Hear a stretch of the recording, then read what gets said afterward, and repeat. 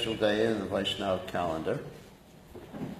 It's the commemoration of the disappearance day of Srila Ramananda Roy. So we'll speak about him this morning, and first we'll chant the prayers of the departed Vaishnavas before class in his honor.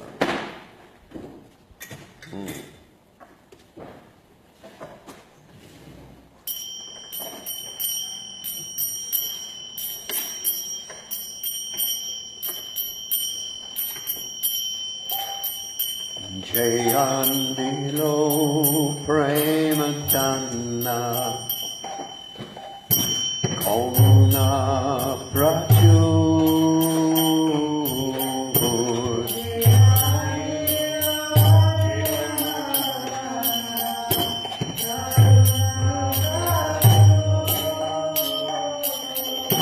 Henu Prabhu Kutadera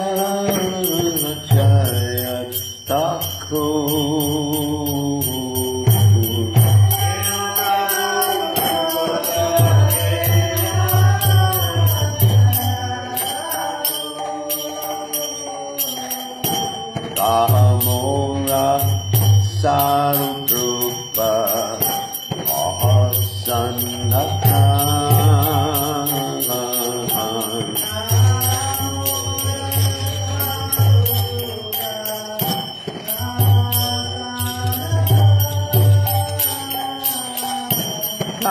Dasaru Varunaka Patita Bhava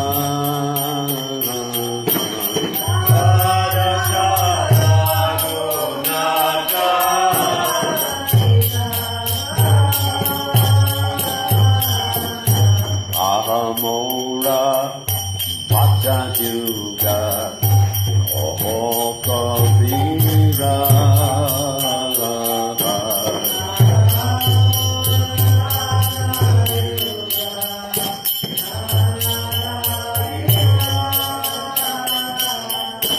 Ekatalehi Kotagela Kora Natara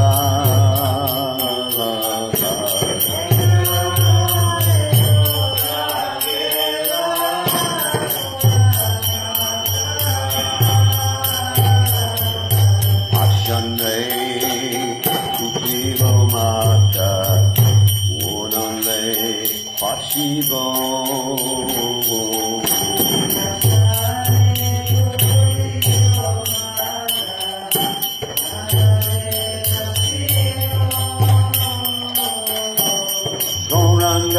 Gunera Niti Kota Gele Babo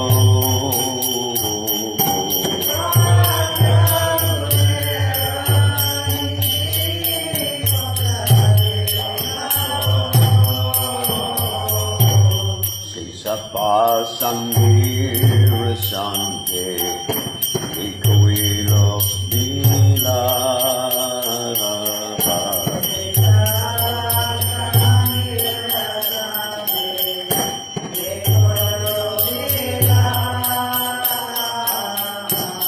Sangana Payat Kande Narotam Buddha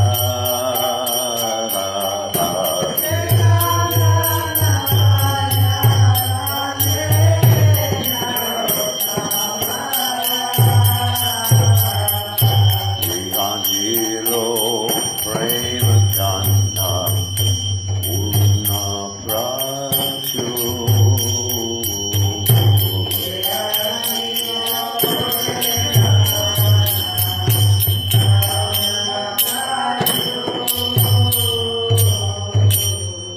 Jai Om Vishnupad Paramahansa Paravatikacharya also Teta Satashi Shimad His Divine Grace Sabaya Chalanara Bhaktivedanta Goswami Srila Prabhupada Jai ISKCON Founder Acharya Srila Prabhupada Jai Ananda Goti Vaishnav Vrindiga Jai Namacharya Srila Hoydas Thakur Jai Forever sake, O Krishna Chaitanya Prabhu Nityananda Sri Radha Shiva Siddhi Gaur Bhakta Vrinda Jai Shri Radha Krishna Gopi Sayam Kunda Radha Kunda Giri Govardhan Ki Jai Vrindavan Ki Jai Vicharanam Ki Jai Jagadasami Ki Jai Yamunamai Ki Jai Shrimati Tulasi Devi Ki Jai Samaveda Bhakta Vrinda Ki Jai Gaur Premananda Hari Hari Hari Gaur. All glories to the assembled devotees, all glories to the assembled devotees, all glories to the assembled devotees, all glories to Shri Guru and Gauranga Srila Prabhupada Ki Jai.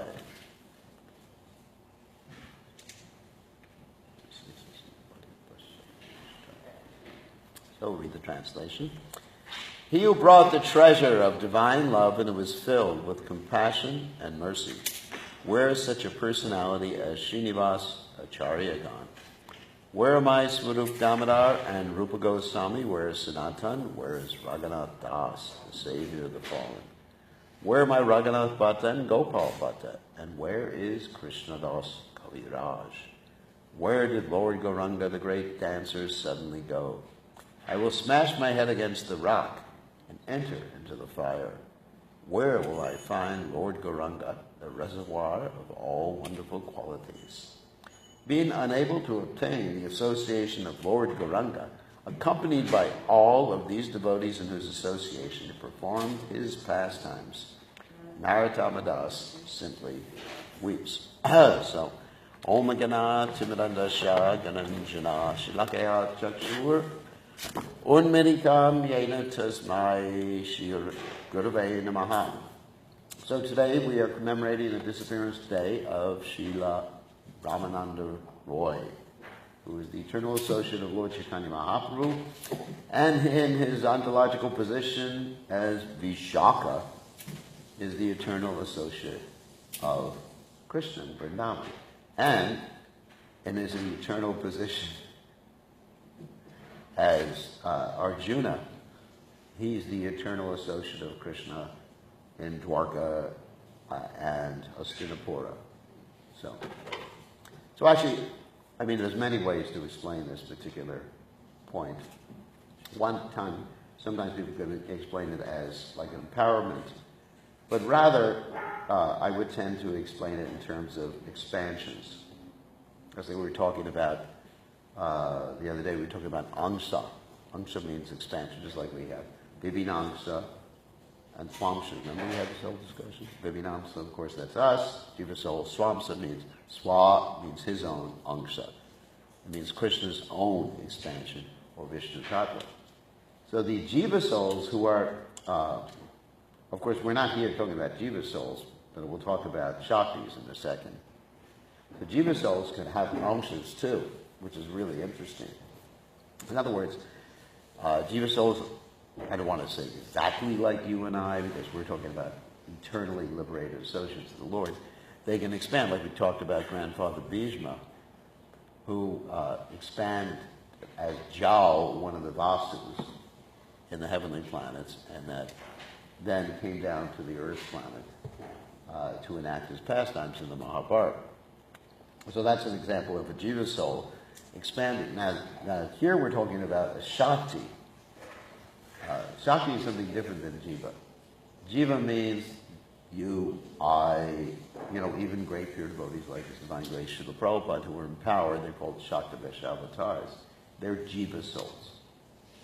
Now, Shaktis are specific expansions of Srimati Radharani and Srimati Radharani's expansion, just like we have about Krishna. We have portions of a plenary portion, portions of a portion of a plenary portion, expansions of an expansion of an expansion of Krishna. Isn't it? Just like we have the Purusha avatars are portions of a portion of a plenary portion. Anyway, and they're all the same. So the same way Krishna's Shakti, original Shakti, of course that is Srimati Radharani, she's called the Adi Shakti, expands, first of all, as her primary associates, Lalita, Vishaka, and the other 8 gopis, who are the associates of, not other 8, there's 6 other ones besides Lalita and Vishaka. And then, of course, you have all the other gopis who or expansions, and some of them were Jiva souls, and some of them were Shaktis. You understand? So, anyway, so that's Shakti Tattva. So Lalita is definitely Shakti Tattva. Arjuna is Jiva's soul, though. So we can understand there's empowerment, and then there's a direct expansion. In the same way we have with Shaktis and with Vishnu Tattva. So, as far as Ramananda Roy is concerned, his father's name was Bhavananda Roy, and Bhavananda Roy is considered to be an incarnation of Pandu. Ramananda Roy and his 4 other brothers are considered to be the Pandavas. And it's very interesting. Anyway, so there's not much information. I mean, I try to find information about Ramananda Roy's birth and everything like that, but let's take it he was born in what's considered a Shudra family, like a Kayashta family. But still, because he was born in a Shudra family, he was posted in a very high position by Maharaj Prataparudra. Maharaj Prataparudra was the king of Jagannath Puri at that time. Still to this day, there's kings in Jagannath Puri. And the present king and the past king of Jagannath Puri actually have visited ISKCON temples and gone to our Rath Yatras. And they want to allow ISKCON devotees to enter into the Jagannath temple, but unfortunately it is the Pandas.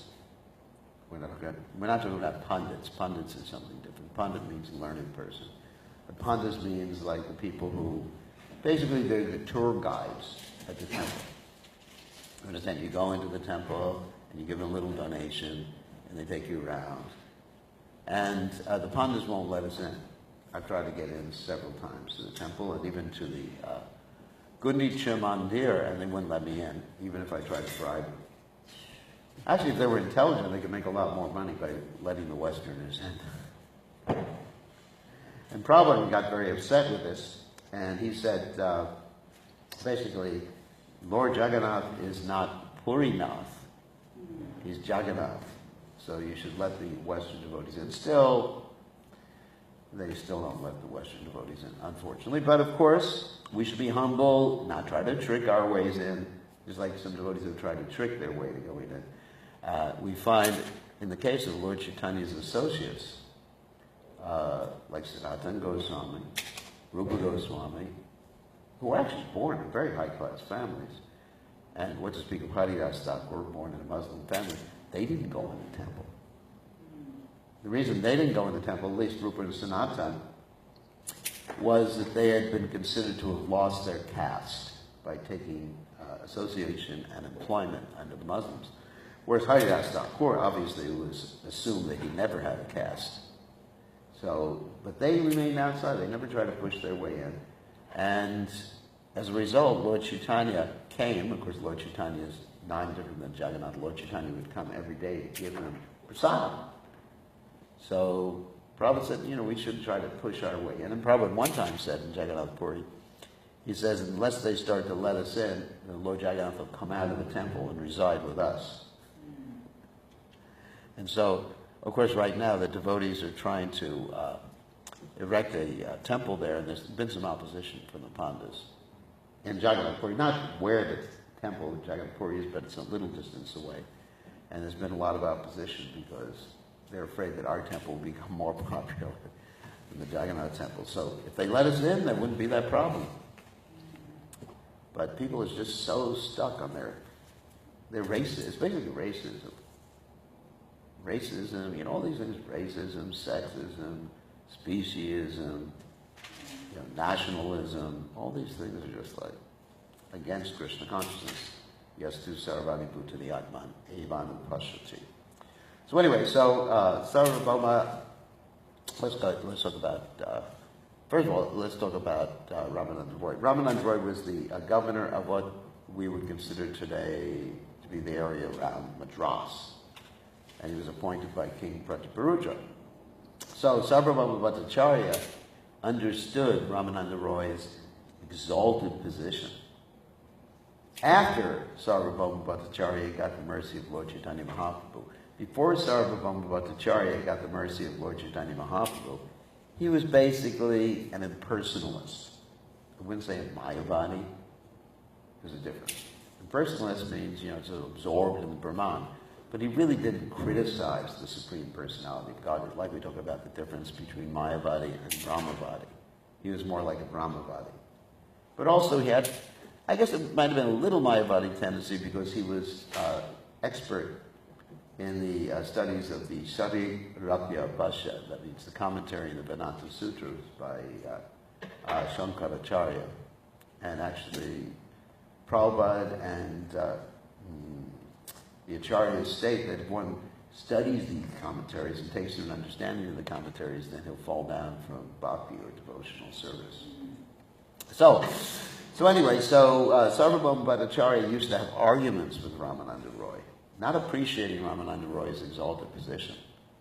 Like he used to have arguments with his son-in-law Gopinath Acharya about Lord Chaitanya, about Krishna, and Gopinath Acharya would actually make fun of Sarvabhauma Bhattacharya because, a son-in-law could do something like that with the father-in-law. But, so anyways, he didn't quite understand Ramananda Roy's exalted position, but he understood it after Lord Chaitanya Mahaprabhu gave him mercy. Sankirtan devotees. All glories to the Sankirtan devotees.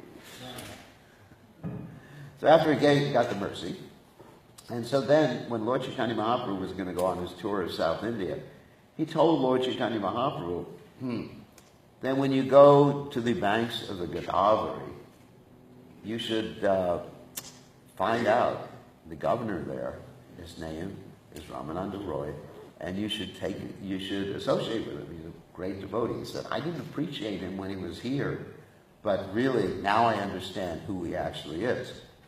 So then Lord Chaitanya Mahaprabhu went on his South India tour, and it's described in the Chaitanya Charitamrita. First he went to this place called Singhachalam. Singhachalam is a wonderful place where Lord Nrsingadev manifests out of a mountain. His mouth is there, and he's just... Anyway, there's many places actually in South India. There's Mangalgiri, there's Singhachalam, and in this manifestation of Lord Nrsingadev, they pour this, it's also called Pani Nrsinga, because they pour this sugar solution, like not just the sugar that we know of, but it's a gore preparation. They pour into his mouth, and half of what he drinks comes out. No matter how much they put in, they can put in like 10,000 gallons, and 5,000 will come out.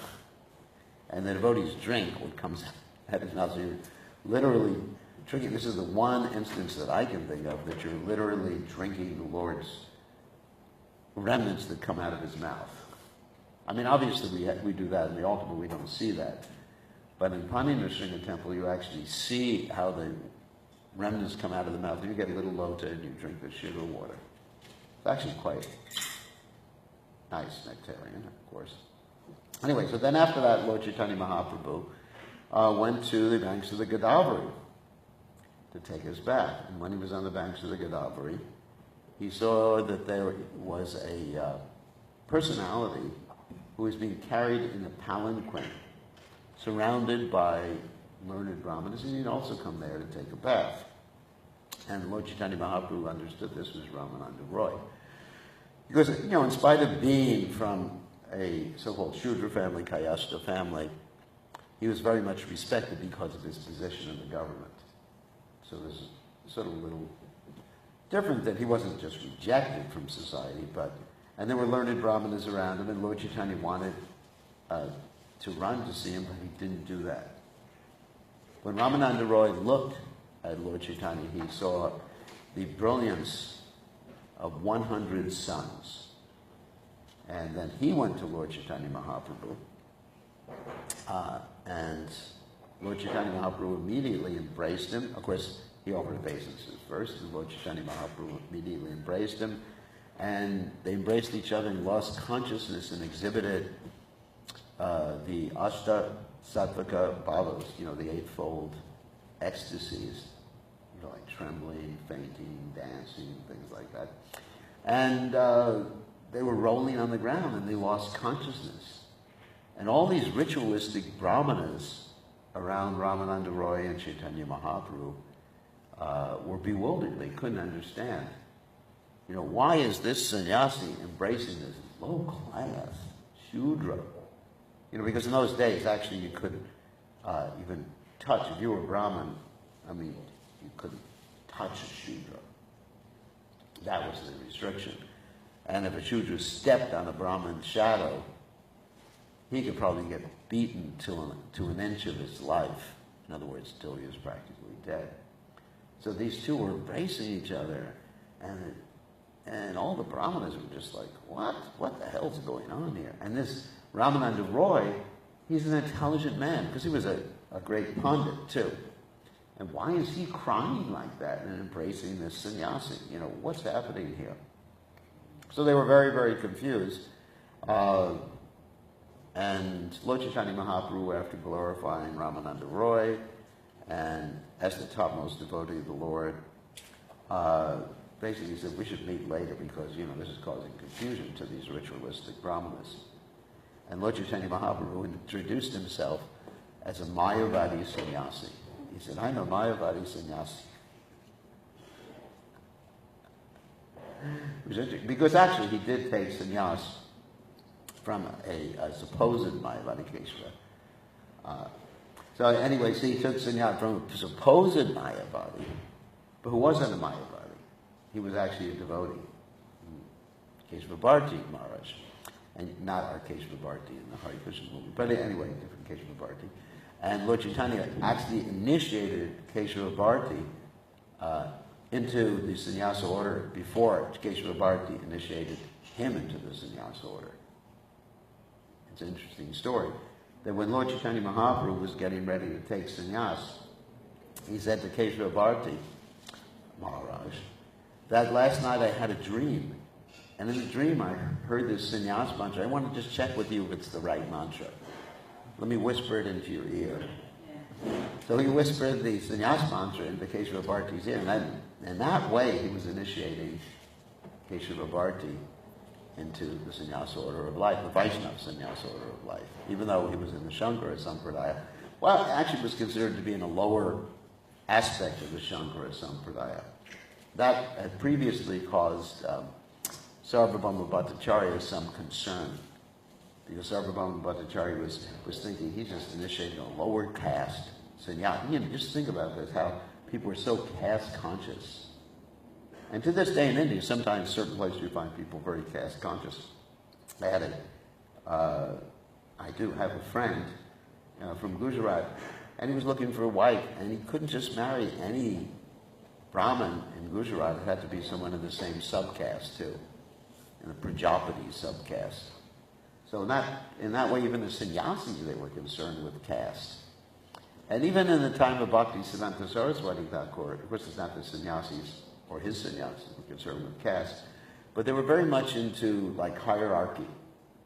It's described that insofar, of course it wasn't caste consciousness so much, but it was insofar as who was initiated first.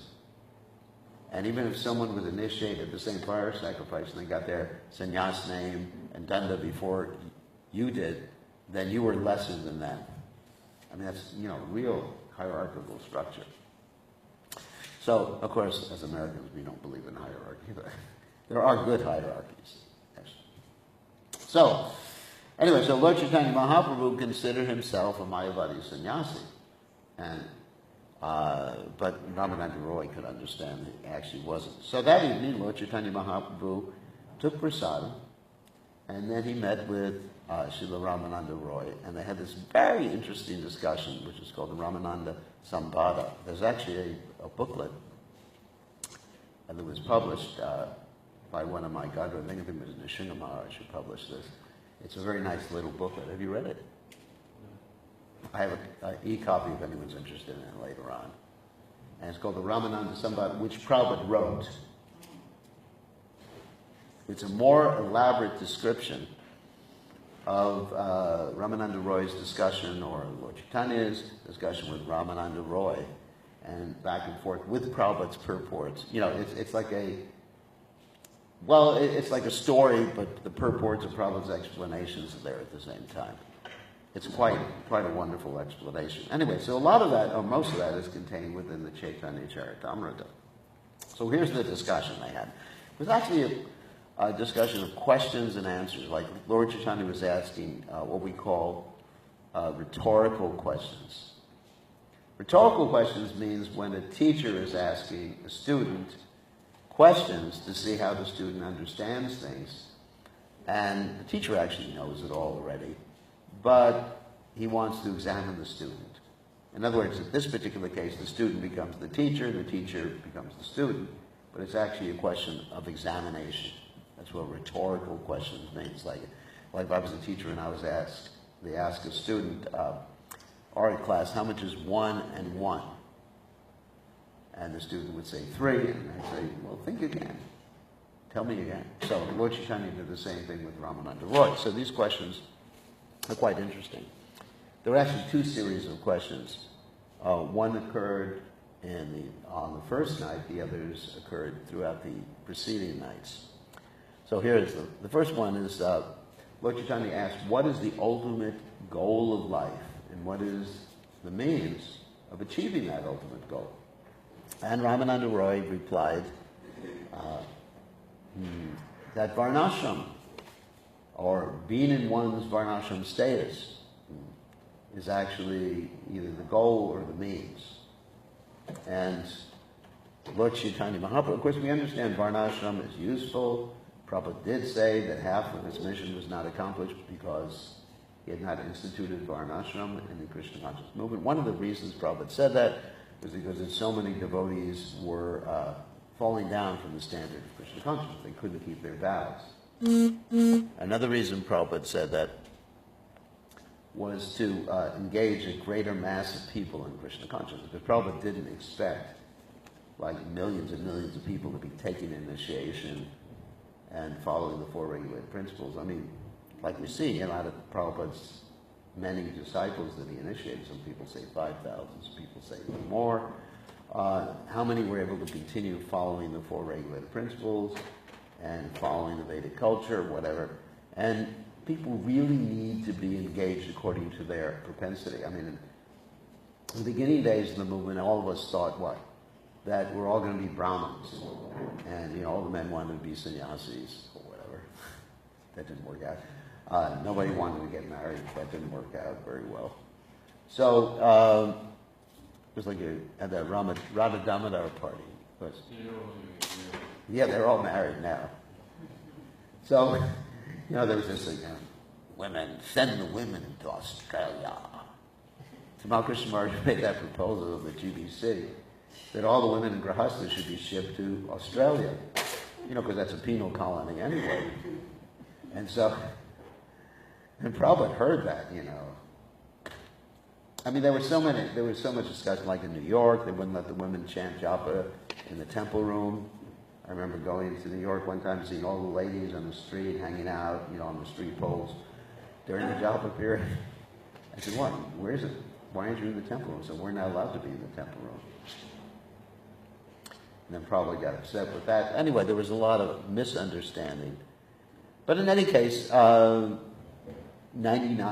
of our devotees will be in the different ashrams and different varnas. And even in our Gurukul training, there has to be some allowance for that. It's not that, we put someone in a Gurukul and, all right, you're all going to become Brahmins, chanting mantras.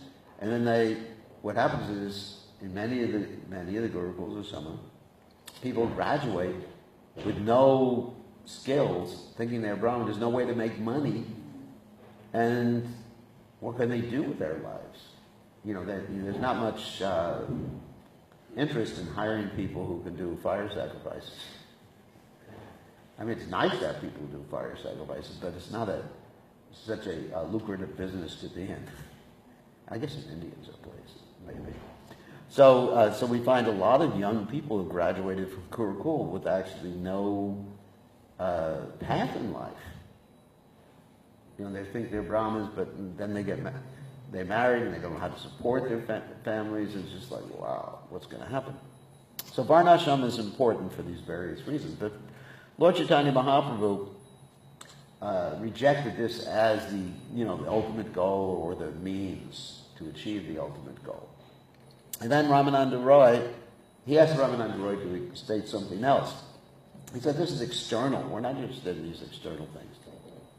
Like Prabhupada said, Lord Chaitanya was niropekshi, wasn't interested in the material world. But Prabhupada said, we are interested in the material world. For saving people, for engaging people in Krishna consciousness. It's just a practical thing. I mean, sometimes people complain when, people come on a Sunday and all our members are not like absolutely pure devotees, renounced and everything like that. And still may have some interest in demigods or something like that. Just let people approach gradually. You can't expect everybody to be a sannyasi. We did in the beginning days. That's the way it was, I remember, even if I was a brahmachari, I had one little possession. I had one tape recorder. It was my only possession in the world. And the sannyasi comes up and says, can I have your tape recorder? Because you're a brahmachari, you're not supposed to have one. And I said, yes, you're right. Nirmana moha jita sangha dosha. And I just gave up my 4-tape recorder, and I couldn't hear Prabhupada anymore. Anyways, of course, we don't want to go to the opposite extreme with brahmacharis with all sorts of paraphernalia, with special skin soap and $500 toothpaste. So anyway, but Chaitanya said, that's external, give me something better. And then Ramananda Roy replied for this verse in Bhagavad Gita, Yat karoshi yadasnasi yashahoshi padasi yat tapashashi kantiya tat kushwa mararpanam. Whatever you offer, whatever you give away, should be done as an offering to me. Which is actually good. But Lord Chaitanya considered that to be, karma mishra bhakti. So it's not pure bhakti right there, but it's a step. He said that's also external, because you're giving things away, doing things for Krishna. What's going on in your mind? Are you just like paying the taxes? Just like when we have our April 15th, you pay the taxes, right? Then it's not that you're thinking, oh, great. I get to pay my taxes to Uncle Sam or Uncle whatever, Uncle Trump. Anyway, so I get to pay my tax. You're not thinking, this is great. Everybody's trying to pay as few taxes as possible, right? So, you can give everything to Krishna, but you're thinking, this is Om Jaya Jagadisha Hari, Swami Jaya Jagadisha Hari. Give me a house by the sea. So anyway, then Lord Chaitanya said, that's also external. Give me something better. And Ramananda Roy quoted this verse, Sarvadhamam Purchaja Mamikam Sarvanam Braja. Renounce everything and duties for Krishna. And Lord Chaitanya said, this is really not what we're looking for. Say something more. So in this way, he rejected, karma mishra bhakti and jnana mishra bhakti, because Lord Ramananda Roy also presented this verse, Brahmamukta prasanatmana shakshati nakankshati samak sarveshu bhuteshu mad bhaktim labate param. He said, I want something more than something external, I want something internal. And then Ramananda Roy eventually recited this verse, Anyavi lashata shunyam jnana karma navrtamanaku yeya Krishnanashila Bhakti Uttamam, pure bhakti. And Lord Chaitanya said, okay, you got it. You're right. But I want to hear more. And then Ramananda Roy began to describe ecstatic love with intense greed in the mode of neutrality. And then Lord Chaitanya said, that's good. I want to hear more. Something higher. Then there was servitude. That means bhakti in the mode of servitude. Then Lord Chaitanya said more, and then they went to friendship, eventually, parental relationship, and finally conjugal love. And finally Lord Chaitanya Mahaprabhu said, I want to hear more. And Ramananda Roy said, before this day, no one has ever asked that question. This is a unique question. And then Ramananda Roy began to describe Radha's love and Radha Kund, and eventually Lord Chaitanya was pushing him higher and higher to the Avipralamba and the Purava Rag and all these other aspects of the intense relationship between Radha and Krishna. And he described how Radharani left the rasa dance one time, and Krishna just followed her, like controlled by her little pinky. Like it's described as one of the qualities of Srimati Radharani. And then Lord Chaitanya Mahaprabhu spoke this famous verse, Kipa Vipra, Kipa Nyansi, Shudra Kedanai, Ye Krishna Tattva Veda. Say Guru Hai. That it doesn't matter if one is born in a high-class family, low-class family, if he knows the science of Krishna, then he is understood to be a guru. And at some point, further, Lord Chaitanya exhibited his combined form as Radha and Krishna to Ramananda Roy. And he said, no one has seen this form before. So for the next 10 days, they began to have more talks. A lot more about Ramananda Roy. And then they talked about other subject matters other than, what is the goal of life and what it means for achieving it. And I'd like to read some of these statements. On one occasion, the Lord inquired, this is actually from the Chaitanya Charitamrita, of all types of education, what is the most important? And Ramananda Roy replied, no education is important other than the transcendental devotional service of Krishna. Lord Chaitanya asked Ramananda Roy, out of all glorious activities, which is the most glorious?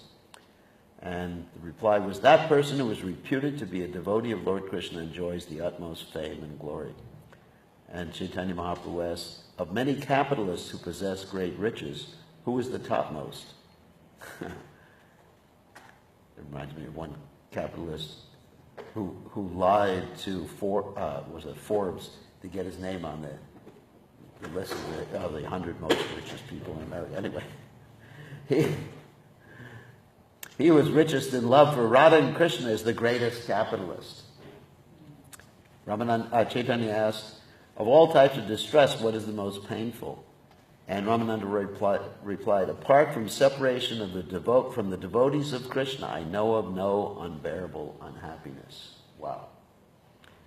Lord Chaitanya inquired, of all liberated persons, who should be accepted as the greatest? Ramananda Roy said, he who has love for Krishna has attained the topmost liberation. Lord Chaitanya asked Ramananda Roy, among many songs, which songs consider to be the actual religion of the living entities? And Ramananda Roy described that song describing the loving affairs of Radha and Krishna as superior to all other songs. Then Lord Chaitanya asked, out of all auspicious and beneficial activities, what is best for the living entity? The answer was, the only auspicious activity is association with devotees of Krishna. Lord Chaitanya Mahaprabhu then asked, what should all living entities constantly remember? The answer is, the chief objects of remembrance are always the Lord's holy name, qualities and pastimes. Lord Chaitanya further inquired, out of many types of meditation, what is required for the living entities? The chief duty of all living entities is to meditate upon the lotus feet of Radha and Krishna. These are very important instructions. Lord Chaitanya asked, where should the living entity live, abandoning all other places? Ramananda Roy replied, he should live in the holy place known as Vrindavan or Brajabhumi or New Goloka, where the Lord performed his rasa dance. Of course I added that. Lord Chaitanya asked, out of all the topics people listen to, what is the best for the living entities? The answer was, hearing about the loving affairs between Radha and Krishna is the most pleasing to the ear. Lord Chaitanya asked, among all worshipable objects, which is the chief? The chief worshipable object is the holy name of Radha and Krishna, the Hare Krishna mantra. Wow. That's the chief worshipable object. Wow. And then Lord Chaitanya asked, what is the destination of those who desire liberation and desire sense gratification? Ramananda replied, those who attempt to merge into the existence of the Supreme Lord will have to accept bodies like those of trees. And those who were overly inclined towards sense gratification will attain the bodies of demigods. In other words, those who are pious and inclined towards sense. Obviously, if you're inclined towards sense gratification and you're not pious, then you get to be a pig. Ramananda Roy continued, those who were devoid of transcendental mellows are like crows that suck the juice from the bitter fruits of the nimba tree of knowledge. Whereas those who enjoy mellows are like the cuckoos who eat the buds of the mango tree of love of God. And finally, Ramananda Roy concluded, the unfortunate empiric philosophers taste the dry process of philosophical knowledge, whereas the devotees regularly drink the nectar of love of Krishna. Therefore, they are the most fortunate of all. And I wanted to... Oh yes, and then Lord Chaitanya Mahaprabhu, of course, exhibited his form of Shandra, and then as a golden doll. And Ramananda Roy asked, what's happening? Lord Chaitanya replied, you're an advanced devotee. You see Krishna everywhere. And Ramananda Roy said, stop being so serious. So he recognized Krishna, him as Krishna in the mood of Radharani, and then he saw the form of Radha and Krishna as one. And Lord Chaitanya said, but for you, no one has seen this form. My body is fair, in other words, golden, because it has touched the body of Radharani. Wow. Come to Puri and retire. So Ramananda Roy retired with full pension from King Prataparuja and joined Chaitanya Mahaprabhu. Another story I wanted to talk about was the story of Ramananda Roy and Pradyumna Mishra. One time, Pradyumna Mishra went to Lord Chaitanya Mahaprabhu and he said, I want to hear about the same topics you discussed with Ramananda Roy. And Lord Chaitanya said, I don't know so much about this stuff. You better go to see Ramananda Roy. So he went to Ramananda Roy's house.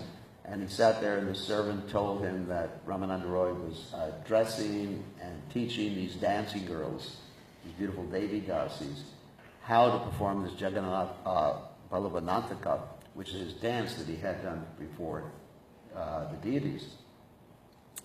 And so, he was touching them, he was bathing them, he was putting perfume on the body, he was showing them all these different mudras and postures.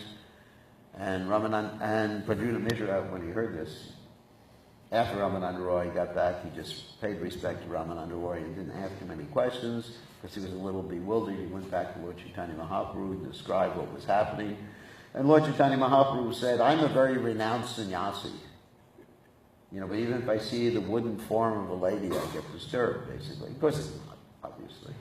But Ramananda Roy is doing something that he's the only one who has the prerogative to do, because I can understand he's not identifying himself with the body at all. He's understanding that he is Lalita, or she is Lalita. And so he's completely on the spiritual platform, so he can do that. So Pradyumna Mishra went back, and he was able to hear the most nectarian pastimes from Ramananda Roy.